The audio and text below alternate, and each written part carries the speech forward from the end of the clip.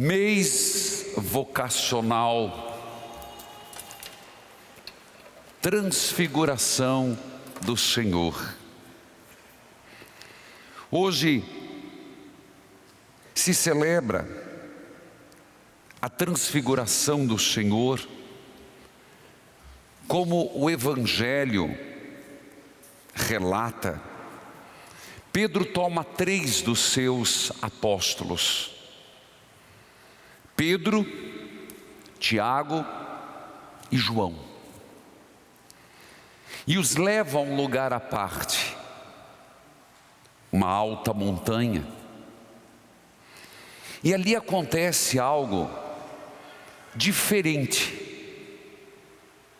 que nós chamamos de teofania, que é uma palavra que eu não falo ela difícil só por falar, que é manifestação de Deus. Se nós lembrarmos no Antigo Testamento, quando Moisés ia até o Monte Sinai, onde Deus falava com ele, onde as tábuas da lei foram dadas, também houve esta teofania. O que é essa teofania? Sinais diferentes.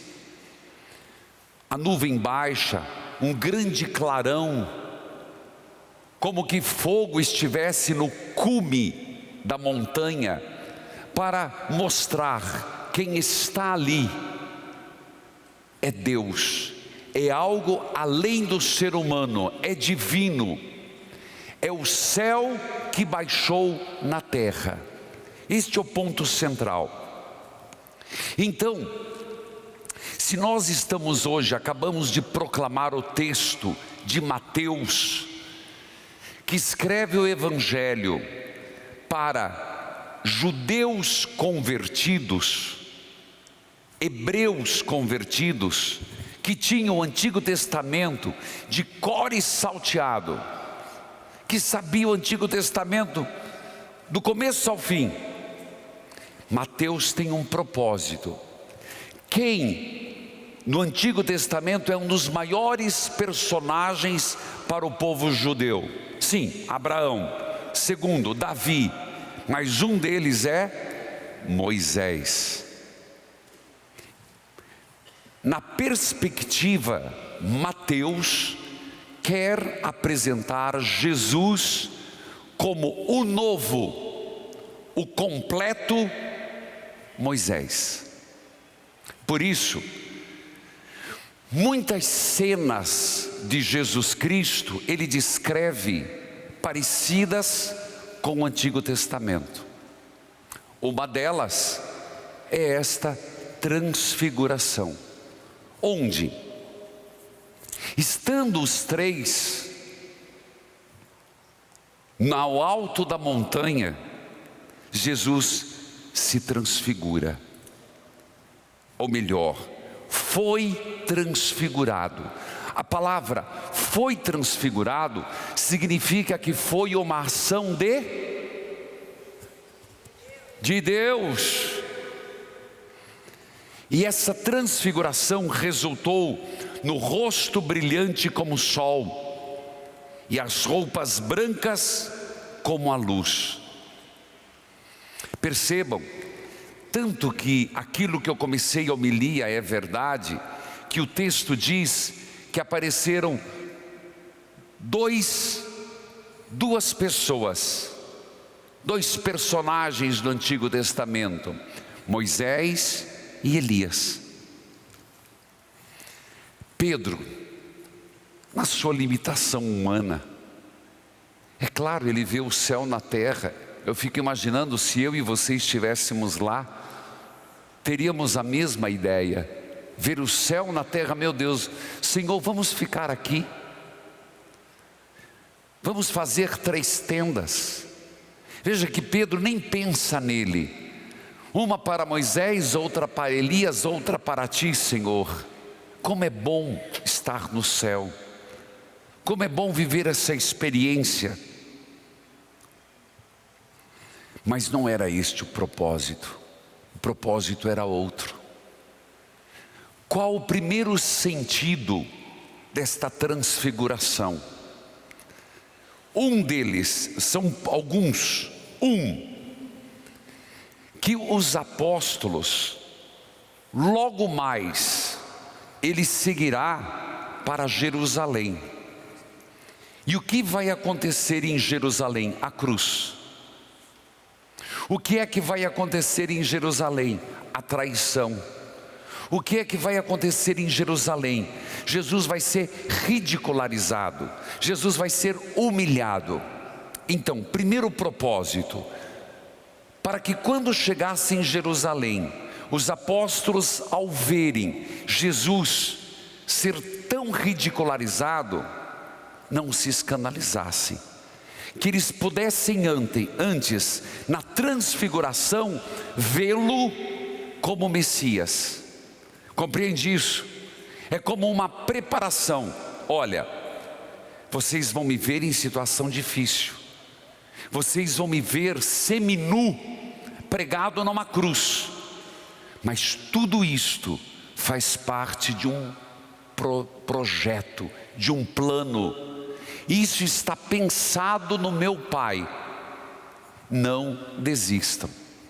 É impressionante ver nessa perspectiva que Jesus se preocupa tanto como eles vão reagir em Jerusalém, que eles são chamados a viver um momento de glória antecipada.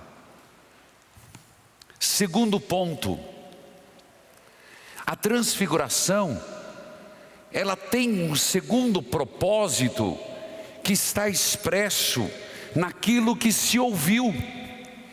Pedro dizia assim: Senhor, vamos fazer 3 tendas. Diz o texto que enquanto Pedro falava, olha que interessante, Deus interrompeu. O que Mateus está dizendo?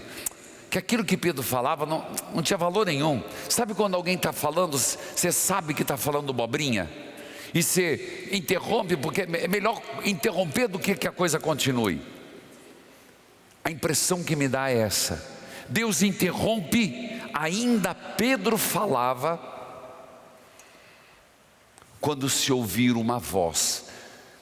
O segundo motivo da transfiguração para nós, se um é reconhecer que Jesus é Deus, reconhecer que não obstante a cruz, Ele venceu. O segundo é: este é o meu Filho amado, no qual eu pus todo o meu agrado, escutai-o. O que está dito ali? Filho, está dito algo que às vezes a gente esquece. Jesus é o Filho amado de Deus. Ele é o Verbo encarnado, e Ele veio para nos revelar as coisas de Deus. E o que é que Deus espera de mim e de você? Que o escutemos. Parece tão óbvio, né? Padre, claro que a gente escuta a Deus. Escuta? Vamos ser sinceros. Você acha que hoje o ser humano está disposto a escutar Deus? Dificilmente. Veja, o Papa em Portugal, eu acompanhando e vendo nas entrelinhas, não sei vocês, que momento maravilhoso, que momento fantástico. Uma jornada mundial que foi inaugurada, querida, gestada por São João Paulo II. E, de fato, está acontecendo, aconteceu inclusive no Brasil. Que coisa linda em Portugal. Jovens de todo o mundo. É bonito de ver, com calor, uns de cada um do seu jeito. Percebam como algumas emissoras de televisão pegavam e anunciaram só os pontos negativos. Não viram uma juventude pacificada, unida, cantando. Ficavam falando dos portugueses que não aceitavam isso, de fulano que não aceitava aquilo. Gente, eu fiquei impressionado. Meu Deus, olha aqui um homem, o Papa Francisco, de cadeira, eu te pergunto, isso não é fé? Um homem, vamos dizer assim, vecchio, 80 e poucos anos, de cadeira de roda, reunir milhares e milhares e milhares e milhares de jovens. Isso é magnífico para nós. Sabemos que não é o Papa em si, mas é quem ele representa.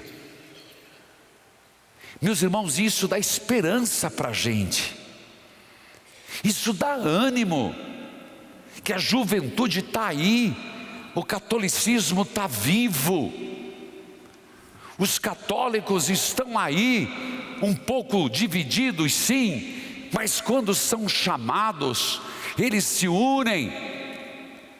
Mas tem gente que não quer ver, o inimigo quer dividir, não consegue ver o positivo disso.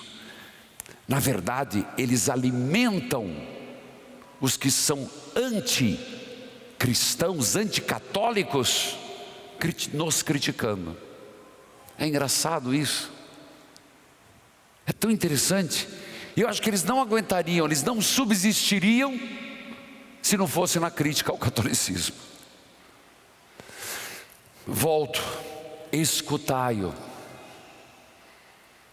Voltando para a nossa realidade, escutar Deus na nossa vida pessoal, na nossa comunidade, atitude de escuta.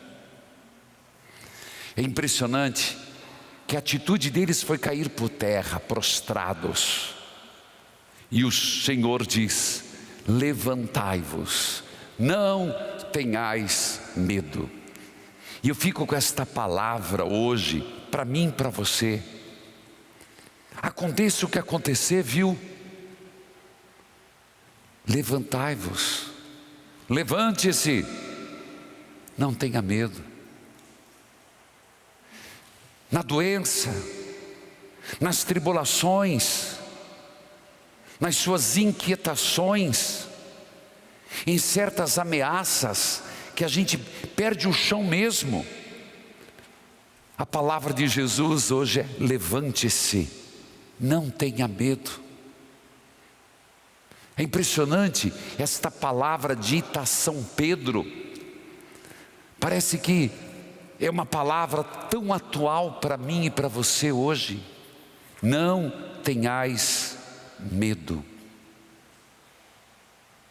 Filhos queridos, nós também hoje temos aqui na lateral uma casa representando a família. Eu e minha casa serviremos ao Senhor. Nós temos Jesus, Maria e José, minha família, vossa é, para exatamente abrir o mês vocacional. Eu queria que você dissesse para quem está do teu lado: você é vocacionado do Senhor. Você é vocacionado do Senhor. Você é vocacionado do Senhor, diga. Você é vocacionado do Senhor. Pelo batismo. Pelo batismo. Você é vocacionado. Você é vocacionado. Isso é a coisa mais linda. Pelo batismo somos vocacionados. E exatamente o Senhor dizendo: não tenhais medo, levante-se. Como dizia, não importa o que nos critique, que coisa linda a jornada mundial. Não importa que nos denigram, que coisa linda é a nossa vida de comunidade, com defeitos sim, mas quão valiosa é a vocação batismal.